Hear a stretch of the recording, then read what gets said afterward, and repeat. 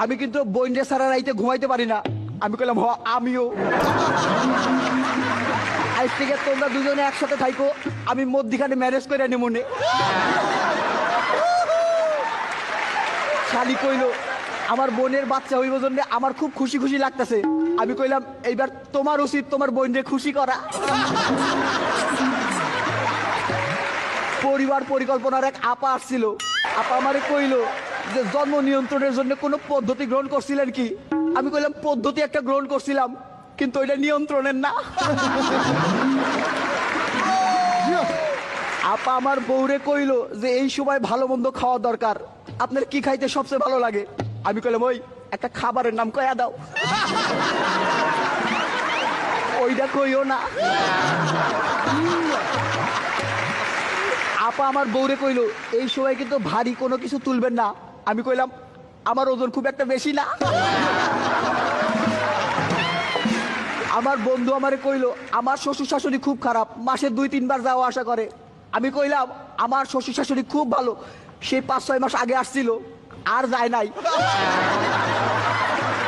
আমি যাই শ্বশুর শাশুড়ি কইলাম আপনারা বাড়ি যাইবেন কবে? কইলো নাতি নাতির মুখটা দেখে যাবো না। আমি কইলাম ঠিক আছে 2-3 দিনের মধ্যে একটা ব্যবস্থা করতেছি। হানিমুন থেকে ফিরেই তো বউরে হাসপাতালে পাঠানো যায় না, লোকজন কি মনে করবো, তাই বিস্তারিত একটু কইলাম। শালিরে করে রিক্সায় করে হাসপাতালের দিকে আসতেছিলাম, শালি আমার জড়াই ধরে কইলো আমার খুব টেনশন হইতেছে। আমি আরো শক্ত করে জড়াই ধরলাম, আমার টেনশন তো বেশি। হাসপাতালে ঢুকতেই ডাক্তার রে দেখে বুকটা ধীপ ধীপ করতেছিল। মাইয়া ডাক্তার রে। ডাক্তার আপা আমারে কইলো বাচ্চা হইতে দেরি হইব। আমি কইলাম এত ডাক্তার থাকতে দেরি হইব কেন? প্রয়োজন হলে আরো 2-3 জন মিলে চেষ্টা করেন। টেনশনে কাঁপতেছিল আমার হাত, নড়তে লাগলো আমার চোখ, গরম হয়ে উঠলো মাথা। আমি দোয়া করলাম যে বাচ্চা জানি দেখতে আমার মতো হয়, দুষ্টু প্রতিবেশীর তো অভাব নাই। এমন সময় নার্স আইসা কইলো আপনার একটা ছেলে সন্তান হয়েছে। আমি কইলাম এত চেষ্টার পরে একটা? দাঁড়ান বউরে খবরটা দিয়ে আসতেছি। যাই বাচ্চারে তো দেখে অবাক, এতদিন পরে হইলো, তাও এত ছোট। বললাম এই বাচ্চারে পাল্টাই দেন, লিক হয়ে গেছে।